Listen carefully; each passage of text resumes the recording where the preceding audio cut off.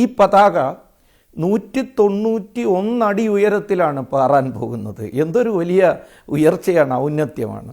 നമുക്കറിയാം 161 അടി പൊക്കമുള്ള ഗോപുരം, അതിൻ്റെ മുകളിൽ 30 അടി പൊക്കമുള്ള പോള്, അതിലാണ് 10 അടി വീതിയും 20 അടി നീളവുമുള്ള കാവി പതാക പാറാൻ പോകുന്നത്. ആ കാവി പതാകയിൽ ആലേഖനം ചെയ്തിട്ടുള്ള ചിഹ്നങ്ങൾ, അടയാളങ്ങൾ, ഒന്ന് സൂര്യവംശത്തിൻ്റെ, ഭാരതത്തിൻ്റെ ഏറ്റവും ശക്തമായ ആ സാമ്രാജ്യത്തിൻ്റെ കരുത്തിൻ്റെ പ്രതീകമായ സൂര്യഭഗവാന്റെ ചിത്രം. ആ സൂര്യഭഗവാനിൽ പ്രണവമന്ത്രം, ഓങ്കാരം ആലേഖനം ചെയ്തിരിക്കുന്നു.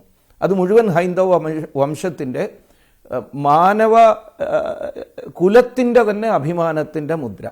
അതിനോടൊപ്പം അയോധ്യയുടെ രാജവൃക്ഷം, കോവിദാരത്തിൻ്റെ അടയാളവും അതിൽ ഉണ്ടാകും എന്ന് മനസ്സിലാക്കാൻ കഴിയുന്നു.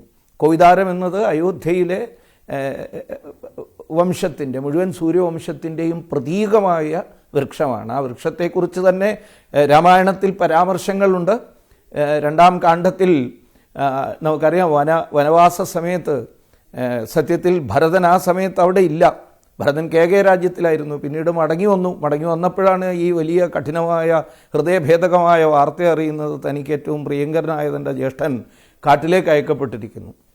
ചക്രവർത്തിയാകേണ്ടി വരും, കാരണം പിതാവിൻ്റെ നിര്യാണം, അവിടെ ചക്രവർത്തിയുടെ സ്ഥാനം ഒഴിഞ്ഞു കിടക്കുന്നു. അതുകൊണ്ട് എല്ലാവരും നിർബന്ധിച്ച് തൽക്കാലത്തേക്ക് ചക്രവർത്തി ആയെങ്കിലും രാമൻ ഏതൊരു വേഷത്തിലാണോ വനവാസത്തിന് പോയത്, അതേ വേഷത്തിൽ ഭരതനും ശത്രുഘ്നനും, എന്നാൽ ചക്രവർത്തി ആകയാൽ സന്നാഹങ്ങളോട് കാട്ടിലേക്ക് പുറപ്പെടുന്നു. ആ കാട്ടിലേക്ക് പുറപ്പെടുന്ന സമയത്ത് സ്വാഭാവികമായി ഉണ്ടാകുന്ന കോലാഹലം, ചതുർവ്യൂഹമാണ് പോകുന്നത്.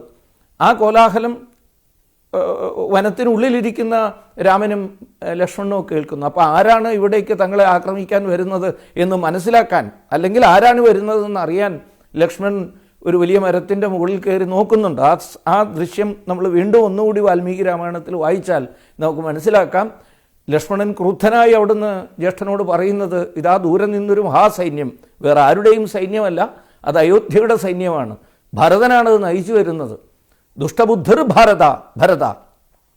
പിന്നീട് പറയുന്നത് എങ്ങനെയാണ് ഭരതനാണെന്ന് മനസ്സിലാകുന്നത്, കോവിദാര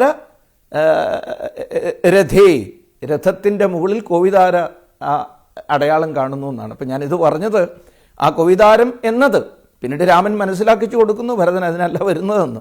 ഏതായാലും ആ കോവിദാരം എന്നത് ചിഹ്നമാണ്, അയോധ്യയുടെ രാജവംശത്തിൻ്റെ, രാജവൃക്ഷത്തിൻ്റെ അടയാളമാണ്.